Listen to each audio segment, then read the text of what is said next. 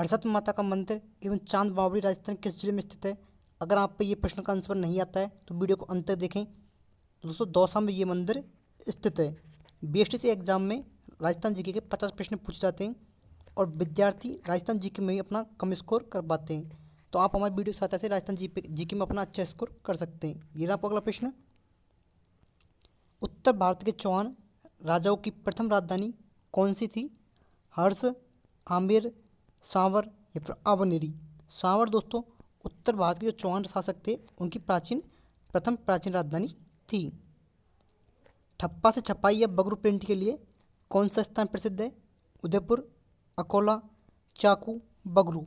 बगरू दोस्तों बगरू प्रिंट के लिए प्रसिद्ध स्थान है। भारतीय डाक विभाग ने किस लोक देवता की फड़ पर डाक टिकट जारी किया है? पाबू जी की पर, देवनारायण जी की पर, रामदेव जी की पर या फिर तेजा जी की पर।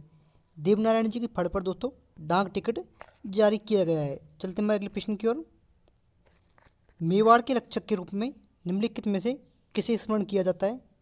इस प्रश्न को आप मोस्ट लगा लें। झाला बीड़ा को, भामाशाह को, मां सालिम सिंह को, महाराणा प्रताप को। तो मेवाड़ के रक्षक के रूप में दोस्तों भामाशाह को स्मरण किया जाता है। धारी संस्कार राजस्थान की किस जनजाति में प्रचलित है? ग्रासिया में, मीणा में, सहरिया में, भील में। धारी संस्कार जो है वो सहरी जनजाति में प्रचलित संस्कार है। राणा पुंजक किस राजा का सेनापति था? राणा सांगा का, राणा कुंभा का, राणा प्रताप का, पृथ्वीराज चौहान का। महाराणा प्रताप के सेनापति का नाम दोस्तों राणा पुंज था। बीएससी एग्जाम काफी पूछा जाता है कि महाराणा प्रताप के सेनापति का क्या नाम था, महाराणा प्रताप के हाथी का क्या नाम था, अकबर के हाथी का क्या नाम था, महाराणा प्रताप के घोड़े का क्या नाम था। तो सभी प्रश्न आपको याद होने चाहिए। कृष्ण मृग अर्थात काले हिरण किस अभ्यारण्य में पाए जाते हैं?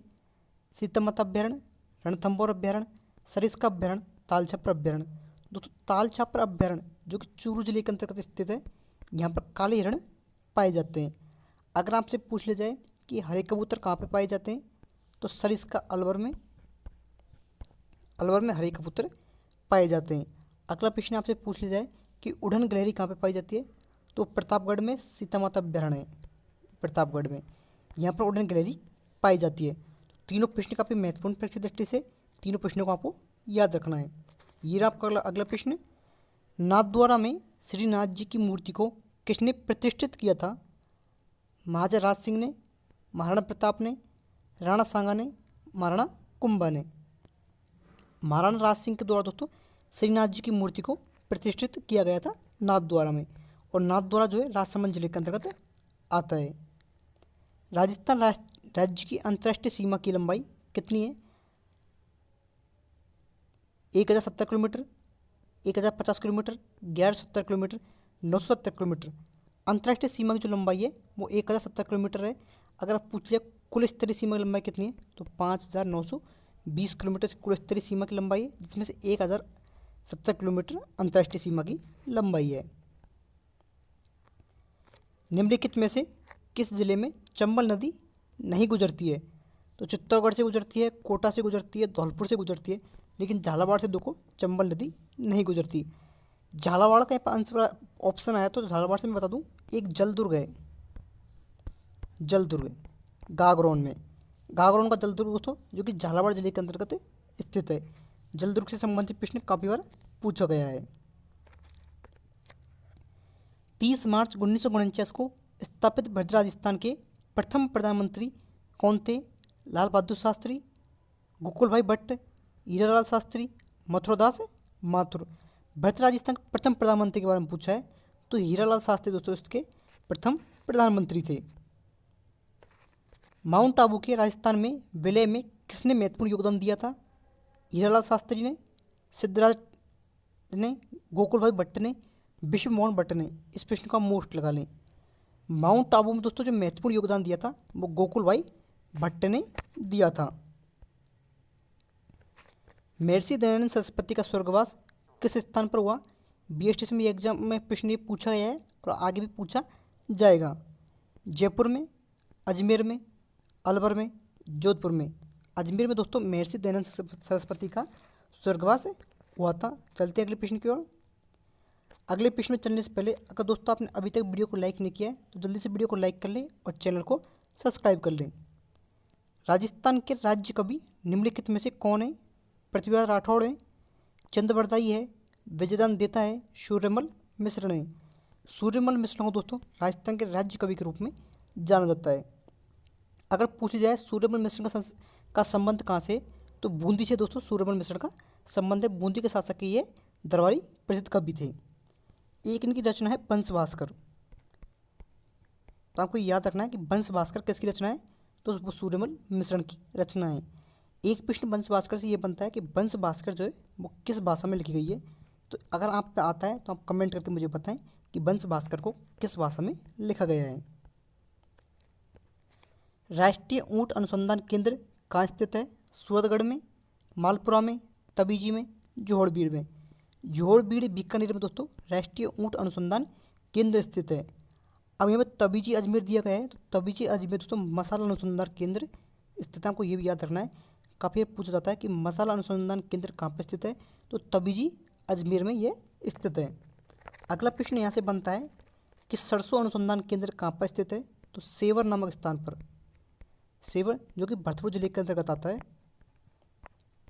सेवर भरतपुर में सरसों अनुसंधान केंद्र स्थित है।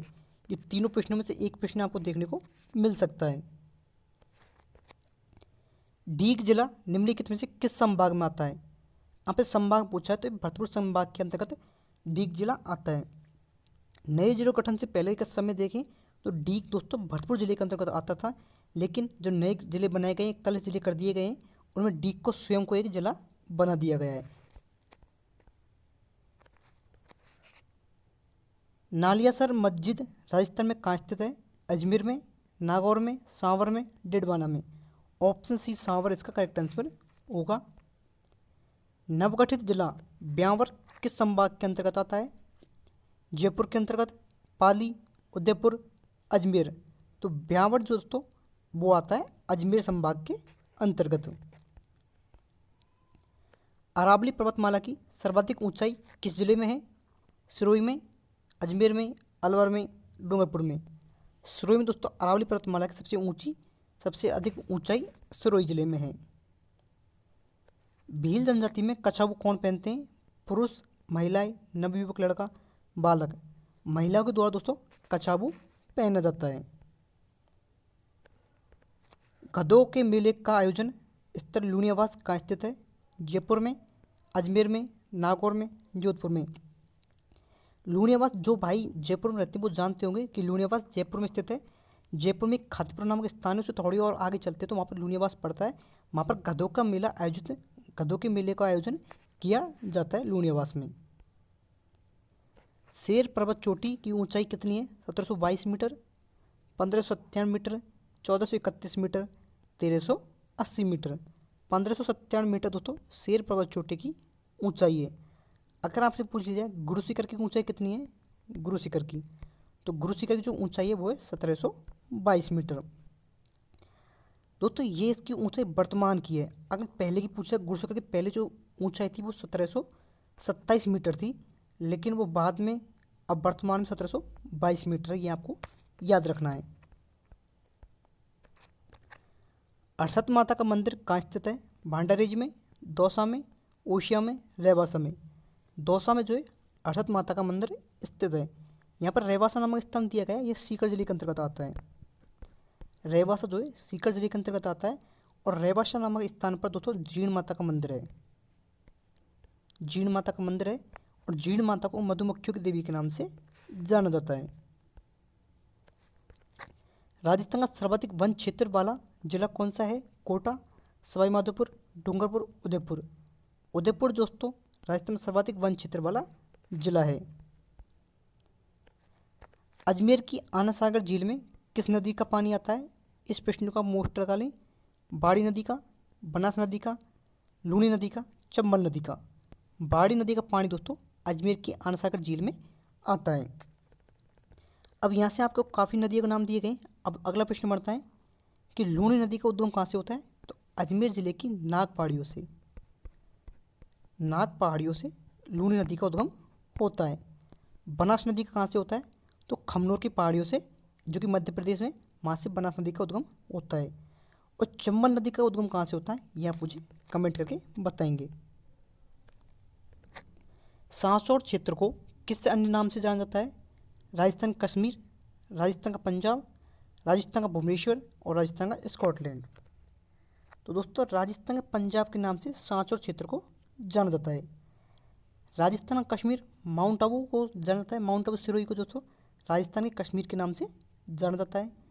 स्कॉटलैंड, राजस्थान का स्कॉटलैंड अलवर जिले को कहा जाता है, अलवर को। और भुवनेश्वर के नाम से किसे जाना जाता है, यहाँ पर कमेंट करो। राजस्थान में बम्बई नृत्य मुख्य रूप से कहाँ से जुड़ा है? अलवर भरतपुर से, जयपुर एवं दौसा से, जैसलमेर एवं बाड़मेर से, उदयपुर एवं सिरोही से। अलवर और भरतपुर के आसपास के क्षेत्र में दोस्तों बम नृत्य मुख्य रूप से किया जाता है। चलते अगले प्रश्न की ओर। पनिहारी नृत्य किस प्रदेश का प्रसिद्ध आकर्षण नृत्य है? तो राजस्थान प्रदेश में दोस्तों पनिहारी नृत्य किया जाता है। तेरताली नृत्य किस लोक देवता के मेले में किया जाता है? गोगा जी, पाबू जी, रामदेव जी, तेजा जी। तो दोस्तों रामदेव जी के जो मेले में तेरताली नृत्य किया जाता है, ये प्रश्न काफ़ी बार पूछा गया है, इस प्रश्न को आप महत्वपूर्ण लगा लें। ये अगला प्रश्न, अग्नि नृत्य का संबंध किस संप्रदाय से है? तो जशनाती संप्रदाय से दोस्तों अग्नि नृत्य का संबंध है। बिश्नोई संप्रदाय दोस्तों ये 29 नियमों का पालन करता है। जाम्बोजी ने 29 नियम दिए थे, वो विष्णु संप्रदाय के द्वारा उनका पालन किया जाता है। छिद्र युक्त मटके जिसमें दीपक जलते हैं, किस नृत्य की विशेषता है? दोस्तों एक नृत्य किया जाता है जिसमें छिद्रित मटके लिए जाते हैं, उनमें दीपक जलते हुए वो नृत्य किया जाता है, उस नृत्य का क्या नाम है? घुल्ला नृत्य, गरबा नृत्य, बालर नृत्य, फिर अग्नि नृत्य। तो दोस्तों वो घुल्ला नृत्य होता है जिसमें छिद्रित मटकों में दीपक रखकर नृत्य किया जाता है। यदि मारवाड़ का नृत्य डांडिया है तो जालौर का प्रसिद्ध नृत्य कौन सा है? अग्नि, ढोल, गीदड़, गैर। ढोल नृत्य दोस्तों जालौर का प्रसिद्ध लोक नृत्य है। गीदड़ नृत्य से संबंधित प्रश्न बीएसटीसी में काफी बार पूछा जाता है, तो गीदड़ नृत्य का संबंध दोस्तों शेखावटी क्षेत्र से है, आपको ये भी याद रखना है। कथक शैली का आदिम घराना कौन सा माना जाता है? लखनऊ, बनारस, जयपुर, गुजरात। जयपुर को जो है कथक शैली का आदिम घराना के रूप में जाना जाता है। अलाउद्दीन की मस्जिद राजस्थान में कहाँ स्थित है? अजमेर में, पाली में, सांचौर में, जालौर में। जालौर में अलाउद्दीन खिलजी की मस्जिद स्थित है। और अलाउद्दीन की मस्जिद से संबंधित प्रश्न पूछा गया है, तो एक प्रश्न मैं आपसे पूछा हूँ कि जालौर पर अलाउद्दीन खिलजी ने कौन सी सन में आक्रमण किया था? जल्दी से कमेंट करें कि अलाउद्दीन खिलजी के द्वारा जालौर पर आक्रमण कब किया गया? दोस्तों 1311 में अलाउद्दीन खिलजी के द्वारा जालौर पर आक्रमण किया गया था। तिमणिया नामक आभूषण शरीर के किस अंग में पहना जाता है? गले में, सिर में, हाथ में, कमर में। गले में पहने जाने वाला आभूषण दोस्तों तिमड़िया है। नथ आभूषण शरीर के किस अंग में पहना जाता है? आप सभी को पता हो, नाक में जो है नथ नामक आभूषण पहना जाता है। रख और चूप आभूषण कहाँ पहने जाते हैं? दोस्तों रख का मैंने पहले कभी नाम नहीं सुना है और चूप का सुना है। जैसे दो आभूषण पूछे जाते हैं तो आप देख ले किसका आप पाता है। तो दोस्त चूप जो दांतों का आभूषण होता है, तो रख भी एक प्रकार का दांतों का आभूषण है। शेखावटी क्षेत्र का प्रसिद्ध नृत्य कौन सा है जो होली पर किया जाता है? अभी पिछले प्रश्नों में मैंने आपको बताया था कि शेखावटी क्षेत्र में कौन सा नृत्य किया जाता है, तो अब आपको वो कमेंट करके बताना है। घोड़ा नृत्य दोस्तों मारवाड़ क्षेत्र में किया जाता है। मारवाड़ क्षेत्र में घोड़ा नृत्य मुख्य रूप से किया जाता है। निम्नलिखित में से किस नृत्य में केवल पुरुष ही भाग लेते हैं? घूमर में, बालर में, गैर व गीदड़ में, निजिया में। गैर नृत्य और गीदड़ नृत्य में दोस्तों मुख्य रूप से जो है पुरुषों के द्वारा ही भाग लिया जाता है। विदेशी पर्यटकों को सबसे अधिक आकर्षित करने वाला मेला कौन सा है? पुष्कर मेला, नागौर मेला, जयपुर मेला, जोधपुर मेला। पुष्कर मेला जो है वो विदेशी पर्यटकों को सबसे अधिक आकर्षित करने वाला मेला है। सास बहू का मंदिर, जिसे हम सहस्त्र बहू मंदिर के नाम से जानते हैं, कहाँ स्थित है? आबू में, नागदा में, आमेर में, खड़गपुर में। नागदा उदयपुर के अंतर्गत आता है और नागदा उदयपुर में दोस्तों सास बहू का मंदिर स्थित है। भीलों का कुंभ, जिसे आदिवासियों कुंभ के नाम से जानते हैं, किस मेले को कहा जाता है? पुष्कर मेले को, तेजाजी मेले को, बेणेश्वर मेले को, कैला देवी के मेले को। बेणेश्वर मेले को दोस्तों आदिवासी कुंभ के नाम से जाना जाता है और यह मेला डूंगरपुर जिले के नवाटापुर नामक स्थान पर यह मेला आयोजित होता है। पुष्कर मेला अजमेर में आयोजित होता है। कैला देवी का मेला करौली में और तेजाजी का मेला परबतसर नागौर में। हमको सभी मेले को नाम याद होना चाहिए कि कौन सा मेला कहाँ पर आयोजित होता है। हड़ौती क्षेत्र में अत्यंत उत्साह से मनाया जाने वाला त्यौहार कौन सा है? दशहरा, भैया दूज, राखी, गणगौर। तो हड़ौती क्षेत्र में पहले तो आपको ये पता होना चाहिए हड़ौती क्षेत्र में कौन से जिले आते हैं। कोटा, झालावाड़, बारा, ये दोस्तों हड़ौती क्षेत्र में आते हैं। और यहाँ पर दोस्तों कोटा साइड के इलाका जो है वहाँ पर दशहरा जो है मुख्य रूप से मनाया जाता है। राजस्थान में ज्योतिर्लिंग दशमेश्वर का मेला कहाँ लगता है? तो सिवाड़ में ये मेला आयोजित होता है। लोक देवता मल्लीनाथ जी का मुख्य मंदिर कहाँ स्थित है? गोकंबेड़ी में, देशनोक में, कोलूमंड में, तिलवाड़ा में। तिलवाड़ा में जो है लोक देवता मल्लीनाथ जी का मेला आयोजित होता है। देशनोक यहाँ पर दिया गया है। देशनोक में दोस्तों करणी माता का मेला आयोजित होता है। करणी माता का मेला देशनोक में आयोजित होता है। और देशनोक कहाँ पर है? ये बीकानेर जिले में है। बीकानेर जिले के अंतर्गत देशनोक स्थित है। अब करणी माता को अन्य किस नाम से जाना जाता है? तो चूहों की देवी के नाम से दोस्तों करणी माता को जाना जाता है। चलते अगले प्रश्न की ओर। प्रसिद्ध कैला देवी का मेला कहाँ आयोजित होता है? सवाई माधोपुर में, धौलपुर में, करौली में, हिंडौन में। करौली में दोस्तों प्रसिद्ध कैला देवी का मेला आयोजित होता है। अगर मैं आपसे पूछूं कि बाबू महाराज का मेला कहाँ पर आयोजित होता है तो आप क्या आंसर बताएंगे? जल्दी से कमेंट करो कि बाबू महाराज का जो मेला है वो कहाँ पर आयोजित होता है। दोस्तों आज की वीडियो को यहीं पर समाप्त करते हैं। उम्मीद करता हूँ आपको मेरी वीडियो अच्छी लगी होगी। वीडियो अच्छी लगी वीडियो को लाइक करें और चैनल को सब्सक्राइब करें। और दोस्तों पीएचडी एग्जाम काफ़ी सारे प्रश्न और पूछे जाते हैं। जैसे मैं बता देता हूँ, सुधा माता का मेला कहाँ पर आयोजित होता है? सुधा माता का मेला कहाँ पर आयोजित होता है? तो ये जालौर में होता है। मेला से ये प्रश्न पूछे जाते हैं। और राजस्थान का प्रथम रोपवे कहाँ स्थापित किया गया? तो जालौर में दोस्तों राजस्थान का प्रथम रोपवे स्थापित किया गया था 2006 में। तो ये सभी प्रश्न आपको याद रखने हैं।